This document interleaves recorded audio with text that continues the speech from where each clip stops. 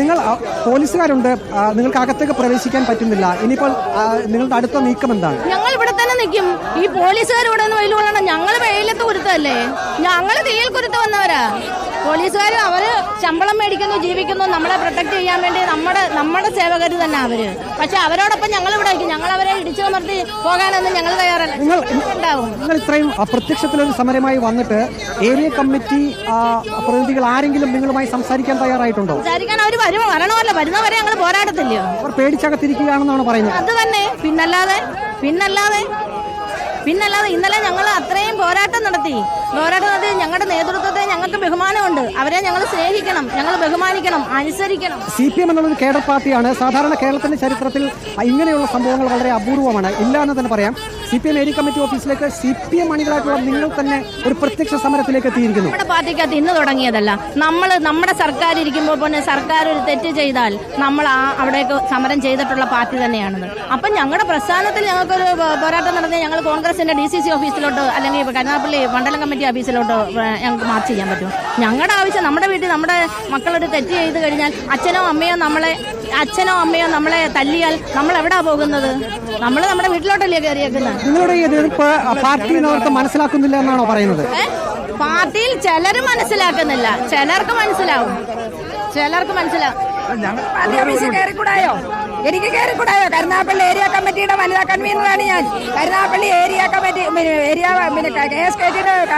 Area committee അംഗമാണ് ഞാൻ. CITന്റെ ജില്ലാ കമ്മിറ്റി അംഗമാണ്. എനിക്ക് പാർട്ടി ഓഫീസിൽ കയറിക്കൂടെ? എനിക്ക് പ്രതിഷേധിച്ചൂടെ? അപ്പൊ കുറച്ച് ആൾക്കാർ പറയുന്നത് മാത്രമേ കേൾക്കത്തുള്ളൂ. ബാക്കിയുള്ളവരെല്ലാം ഇതിനകത്ത് പണിയാൻ വന്നിട്ടുള്ള ആൾക്കാർ വേലക്കാരാന്നുള്ള രീതിയിൽ കാണുന്നത് ശരിയല്ല. അതിനെതിരെയാണ് ഞങ്ങൾ സമരം ചെയ്യുന്നത്. ഞങ്ങൾ ഈ പാർട്ടിയുടെ ഭാഗം തന്നെയാണ്. ഞങ്ങൾ ഈ പാർട്ടിക്കെതിരല്ല, ഈ പാർട്ടിയെ സംരക്ഷിക്കാൻ തന്നെയാണ് ഞങ്ങൾ വരുന്നത്. നിങ്ങളെ പൈസയ്ക്കാണ് ചെയ്യുന്നെങ്കിൽ ഞങ്ങളുടെ ജീവൻ കൊടുത്താണ് ഈ പ്രസ്ഥാനത്തെ സംരക്ഷിക്കുന്നത്. ഞങ്ങളുടെ ജീവൻ കൊടുത്താണ് രക്ഷിക്കുന്നത്. സുജിയ, ഇവർ പറയുന്നത് തങ്ങൾ പാർട്ടി അണികളാണ്, CITയുടെ നേതൃത്വത്തിലുള്ളവരുണ്ട്. തങ്ങളുടെ പാർട്ടി ഓഫീസിലേക്ക് ഒരു പരാതി പറയാൻ പോകുമ്പോൾ പോലീസ് എന്തിനാണ് തടയുന്നത് എന്നാണ് വനിതാ പ്രവർത്തകർ അടക്കമുള്ളവർ ചോദിക്കുന്നത്. ഏതായാലും അവരിപ്പോൾ ഒരു കുത്തിയിരിപ്പ് സമരത്തിലേക്ക് പോവുകയാണ്. പാർട്ടി നേതൃത്വത്തെ കണ്ട് തങ്ങളുടെ പരാതി പറയാതെ ഈ സമരത്തിൽ നിന്നും പിന്മാറില്ല എന്നാണ് ഈ CPIM ഏരിയ കമ്മിറ്റി ഓഫീസിന് മുന്നിൽ ഇപ്പോൾ ഈ സമരം പരാതികളാണുള്ളത്.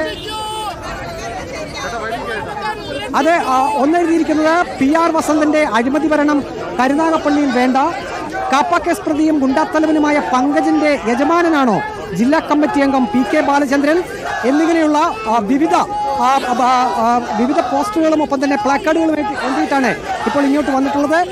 കേര ഫണ്ട് നിയമനത്തിന് DYFIക്കാരിൽ നിന്ന് കൈക്കൂലി വാങ്ങിയ ജില്ലാ കമ്മിറ്റി അംഗം PK ബാലചന്ദ്രൻ ഈ പാർട്ടിക്ക് അപമാനം, കുരുന്ന വിജയനെയും തോട്ടുകര ഹാഷിമിനെയും ഏജന്റുമാരാക്കി PR വസന്തൻ നടത്തുന്ന മാഫിയ പ്രവർത്തനങ്ങൾ കരുനാഗപ്പള്ളിയിലെ പാർട്ടിയെ തകർത്തു ഉൾപ്പെടെ നിരവധി ആരോപണങ്ങളാണ് ഇപ്പോൾ ഈ സമരക്കാർ ഉന്നയിക്കുന്നത്. അവർ ഇത്തരം പരാതികൾ അല്ലെങ്കിൽ ആരോപണങ്ങൾ എഴുതിയ പ്ലക്കാർഡുകളും എന്തിയാണ് കരുനാഗപ്പള്ളി CPIM ഏരിയ കമ്മിറ്റി ഓഫീസിന് മുന്നിൽ നാം മുമ്പെങ്കും കാണാത്ത രീതിയിലുള്ള ഒരു പ്രതിഷേധ പ്രകടനം നടത്തുന്നത്. ഓർക്കണം, ഇന്നലെ ലോക്കൽ കമ്മിറ്റി സമ്മേളനത്തിൽ, പ്രതിനിധി സമ്മേളനത്തിൽ മുതിർന്ന 2 സംസ്ഥാന കമ്മിറ്റി അംഗങ്ങൾ പങ്കെടുത്തിരുന്നു.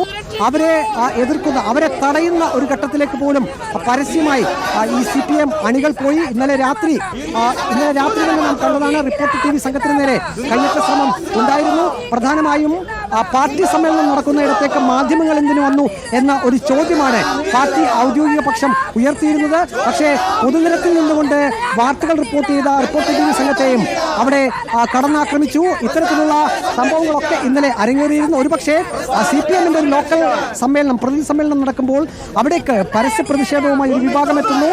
തുടർന്ന് അവിടെ ഈ സമ്മേളനം നടക്കുന്ന ഹാൾ പൂട്ടിയിടുന്നു, ഗേറ്റ് പൂട്ടിയിടുന്നു.